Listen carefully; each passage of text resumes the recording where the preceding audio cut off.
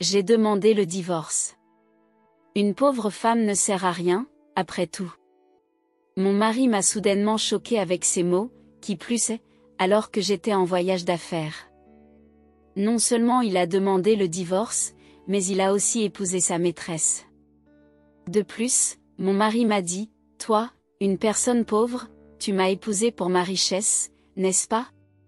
Je ne me laisserai pas faire. » Renonce donc à toute prétention à la propriété, comme si je l'avais épousé pour son argent.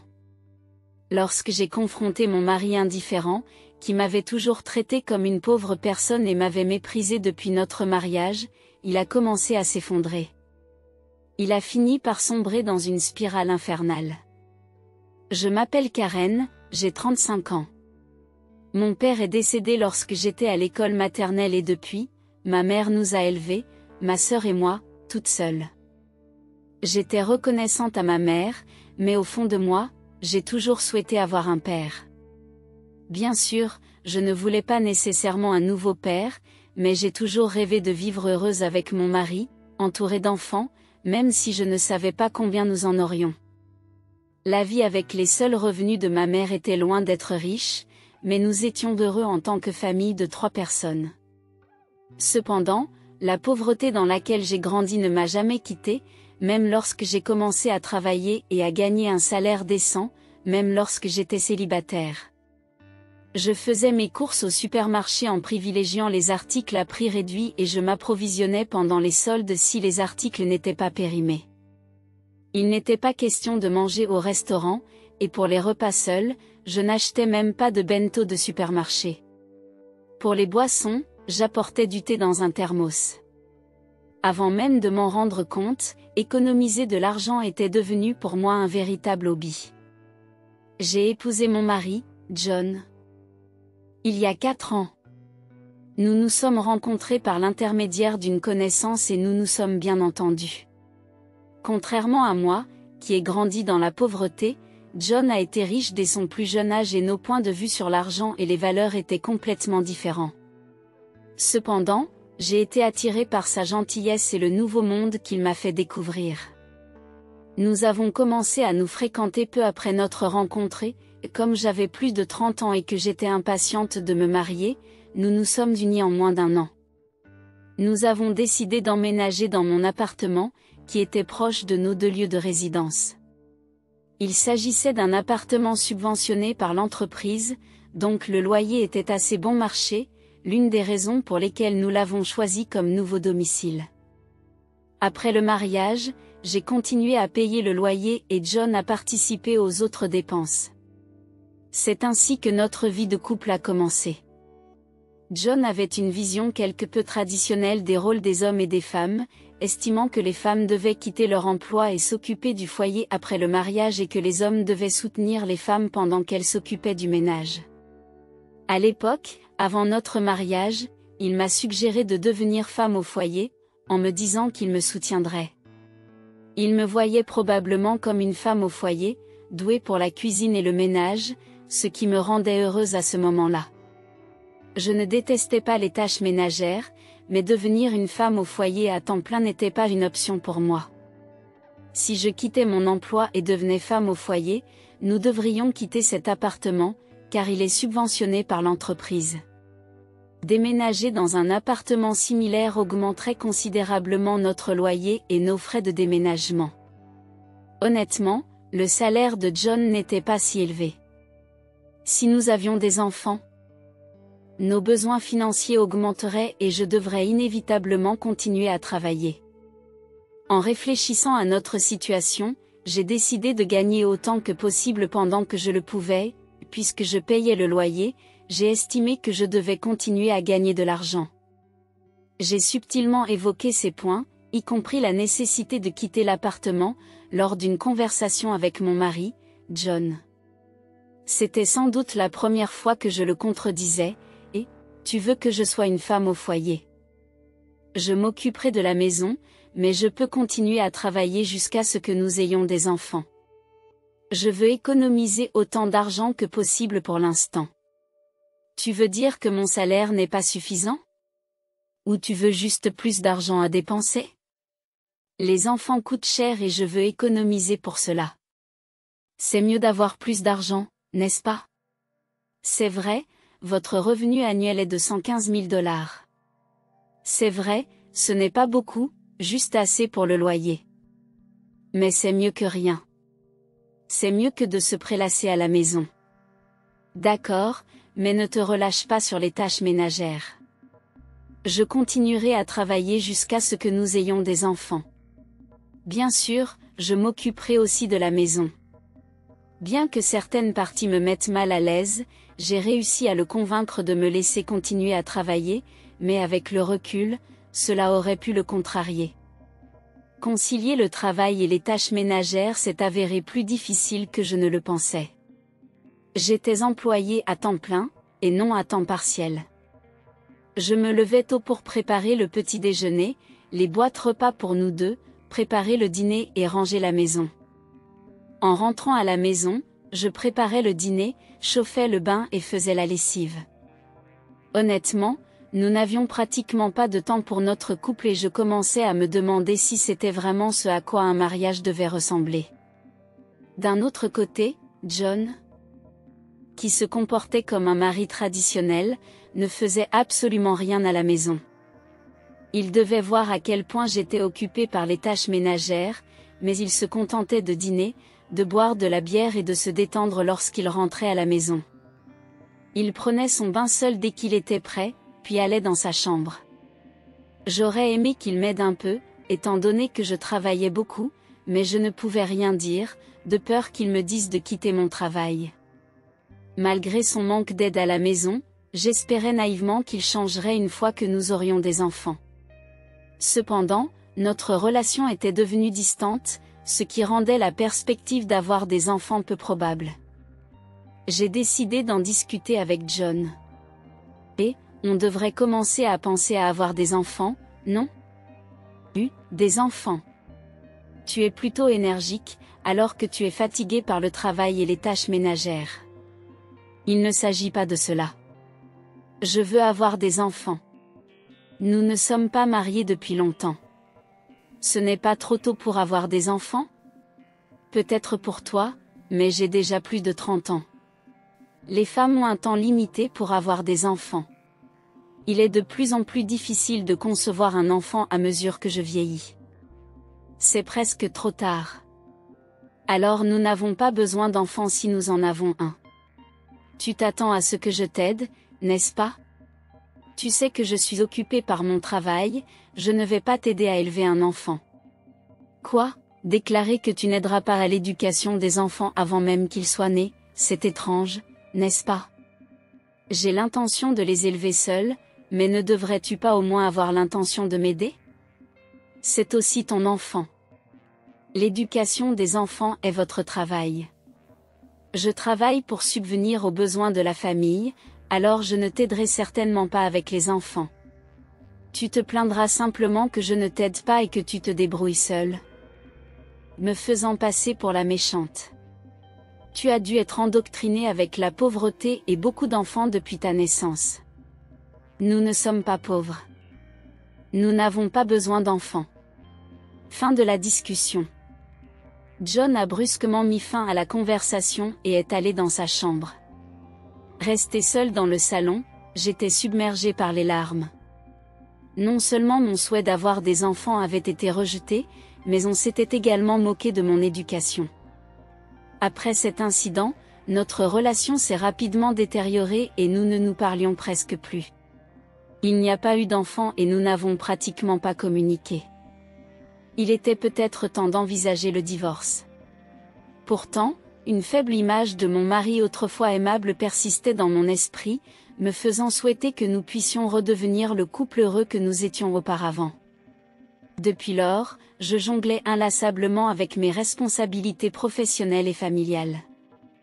J'étais incroyablement occupée par diverses tâches. Finalement, j'ai pris en charge un projet important au travail, ce qui signifiait plus de voyages d'affaires et une plus grande distance avec John.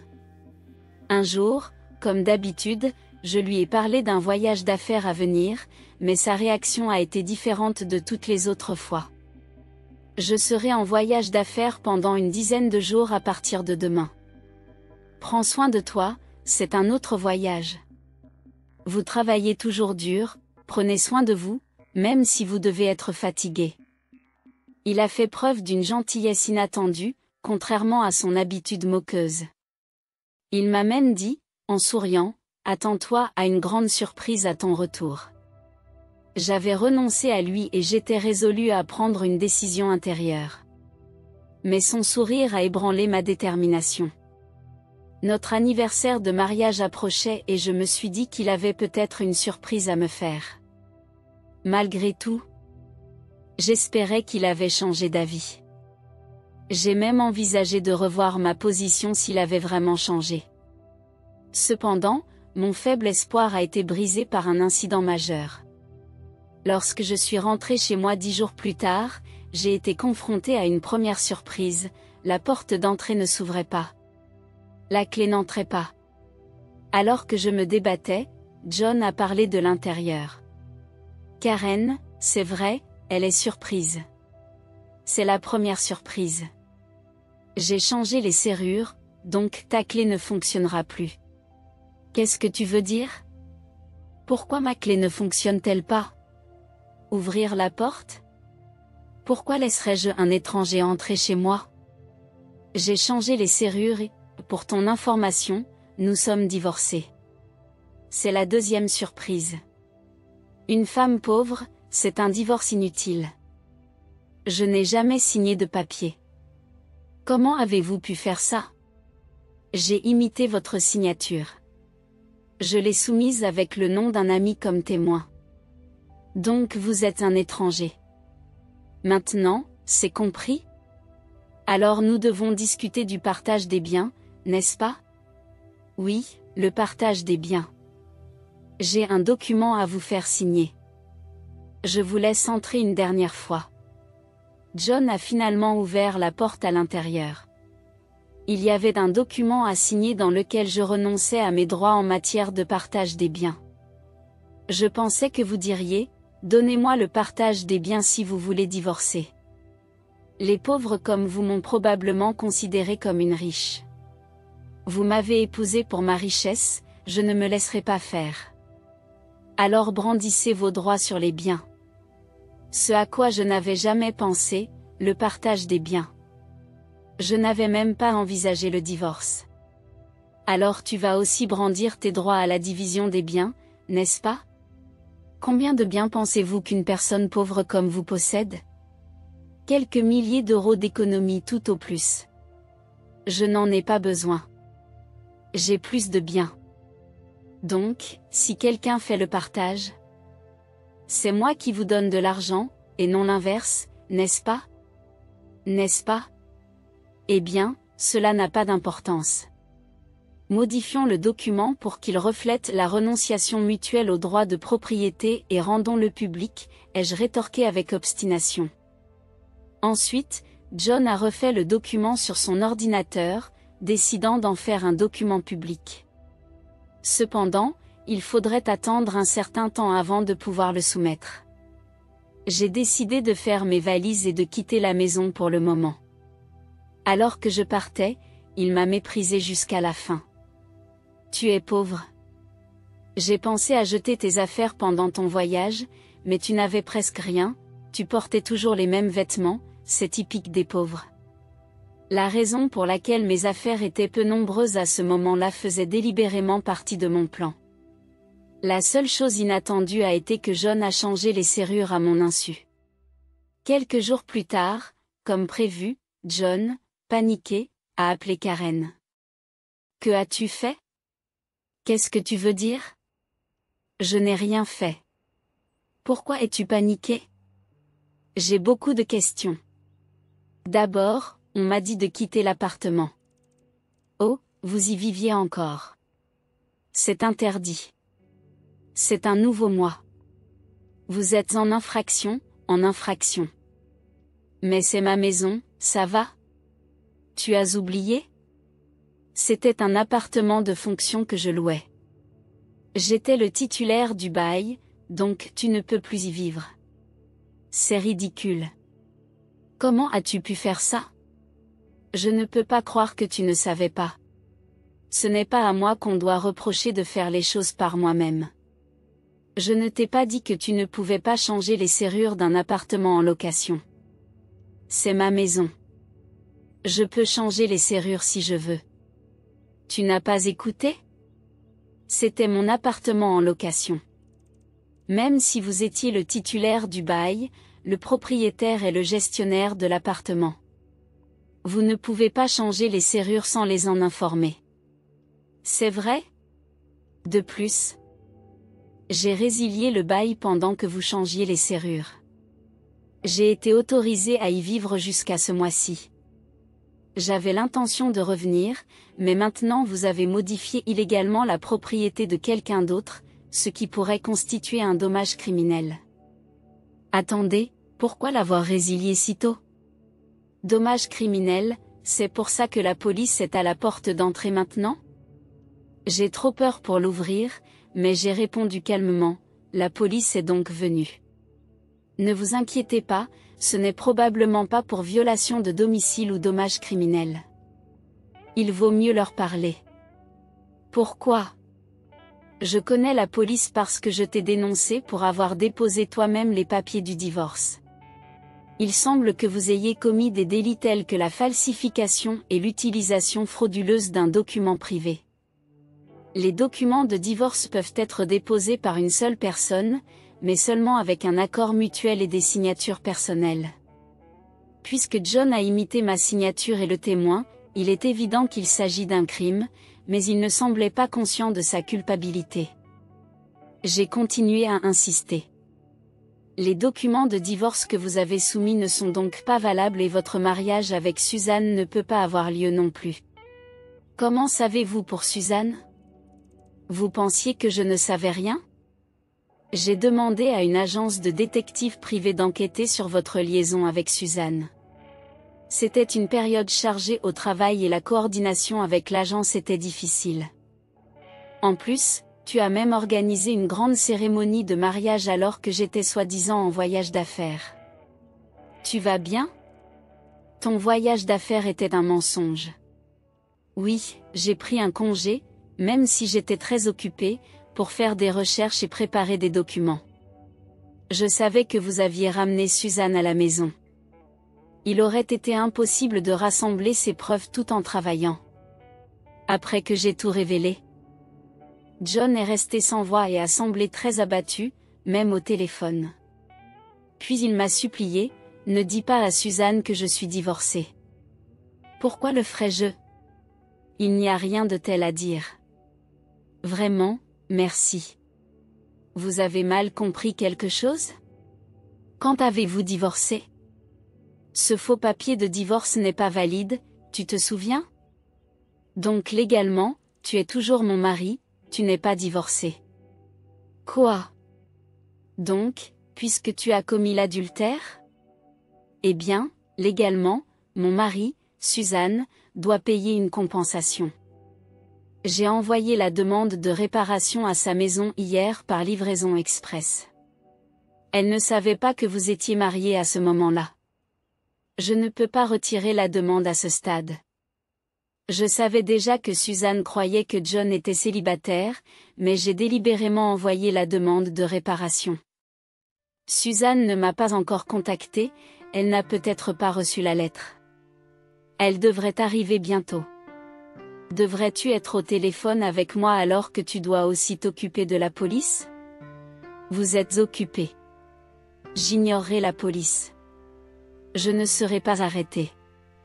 Je vais maintenant chez Suzanne pour récupérer la lettre, avant qu'elle ou sa famille ne puissent l'accepter. Il a ensuite raccroché. Il est probablement allé directement chez Suzanne pour attendre le facteur à la porte d'entrée.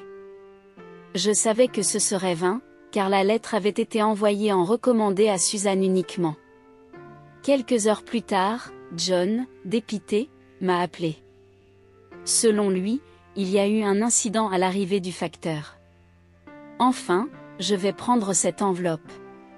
Qui êtes-vous? Vous n'habitez pas ici, n'est-ce pas? Je suis pratiquement un résident ici. Comme je suis mariée, j'ai le droit de recevoir le courrier. Je vois, mais je ne peux pas vous donner cette enveloppe. C'est un courrier recommandé pour Suzanne. Seulement, quoi? Me l'a donné? Absolument pas. Si vous êtes si pressé, demandez la permission à Suzanne. Qu'est-ce qui se passe ici? Oh John, c'est quoi tout ce bruit? Qu'est-ce qui se passe? Ah, Suzanne? C'est un courrier recommandé pour toi. Cet homme a insisté pour le prendre. Désolé pour le dérangement. Maintenant, je vais partir. Qu'est-ce que c'est que ça? Une demande de réparation? John, vous étiez marié. Qu'est-ce qui se passe ici? Désolé, c'est juste que c'est une ex-femme d'il y a longtemps. J'étais gênée de le dire, je suis divorcée. Je suis désolée d'avoir gardé le secret, mais c'est étrange, n'est-ce pas? Nous ne sortons pas ensemble depuis longtemps. Et une demande de réparation. Si vous étiez divorcé avant que nous sortions ensemble, il ne devrait pas y avoir de problème, n'est-ce pas? Mon ex-femme est folle. Peut-être qu'elle demande réparation par dépit parce que je me suis mariée. C'est l'excuse qu'il a donnée. Mais un tel mensonge a été rapidement démasqué. L'enveloppe contenait une lettre que j'avais écrite, ainsi que mes coordonnées, de sorte que Suzanne m'a appelé directement. Lors de cet appel, je lui ai parlé de la liaison, du divorce non valide et du fait qu'ils avaient célébré un mariage alors qu'il était encore marié avec moi. Bien qu'ils aient eu une cérémonie de mariage, ils n'avaient pas encore soumis l'enregistrement du mariage. John voulait le faire le jour de ton bon coup, et il était donc toujours en attente. Il a probablement retardé l'enregistrement du mariage parce qu'il ne savait pas si le divorce avait été prononcé. Après avoir été démasqué, John s'est enfui de la maison de Suzanne et m'a recontacté sans vergogne. Comme j'avais encore quelque chose à lui dire, nous avons convenu de nous rencontrer dans un café voisin. Dès que je suis arrivée, John m'a dit: Karen, s'il te plaît, retire la demande de réparation. Faisons comme si nous étions séparés depuis longtemps et officiellement divorcés. Maintenant, je peux m'excuser auprès de Suzanne d'avoir divorcé secrètement et peut-être le dissimuler. Tu penses que je suis désespérée de rester mariée avec toi? J'allais demander le divorce de toute façon. Mais comme tu m'as trompée, tu devras payer une réparation. Tu essaies juste de m'extorquer de l'argent, hein, typique des pauvres. Tu as un cœur si pauvre. Tu dis n'importe quoi. Selon ma réponse, tout peut changer. Il y a encore une option où nous ne divorçons pas. Si je dis non, tu ne peux pas le rejeter, ce qui veut dire que tu ne peux pas épouser Suzanne et que ton état civil sera dévoilé. Très bien, je paierai la réparation. Divorcez maintenant. Signez ici pour le partage des biens. Combien voulez-vous encore me prendre? La réparation devrait suffire. Rappelez-vous, nous étions d'accord pour renoncer à la division des biens, alors rendons ça officiel. D'accord, vous n'êtes pas aussi mauvais que je le pensais, merci. Nous sommes ensuite allés chez un notaire, avons établi un document public pour la réparation et le partage des biens, puis nous nous sommes rendus à l'hôtel de ville pour déposer les documents de divorce, finalisant ainsi notre divorce soulagé. J'ai échangé les derniers mots avec John, heureux que nous n'ayons pas à diviser les biens. Qu'est-ce que tu veux dire? C'est moi qui en profite, d'ailleurs, est-ce que tu as des biens? Après m'avoir versé une réparation, Suzanne demandera également des dommages et intérêts. Elle a parlé de vous faire payer les frais du mariage. C'est impossible. J'épouse Suzanne. Elle ne peut pas prétendre que nous sommes divorcés maintenant, donc il ne devrait pas y avoir de problème pour continuer à vivre dans un fantasme. Vous avez commis une fraude au mariage. Vous vous êtes marié alors que vous étiez encore marié. Tu crois que Suzanne croit encore que tu as fraudé le mariage? C'est ridicule. Suzanne me croira. Croyez-le, si vous voulez. Suzanne me l'a dit directement. De plus, les invités à votre mariage n'ont-ils pas été payés en tant qu'acteurs? Vous leur devez encore quelque chose. Vous le saviez. Je ne les ai pas encore payés. Qu'est-ce que ça peut vous faire? Vous auriez pu prendre la division de la propriété et être mieux lotis. C'est ce que je voulais te dire. Même si nous avions divisé les biens, vous auriez bénéficié de plus d'avantages. De quoi parlez-vous?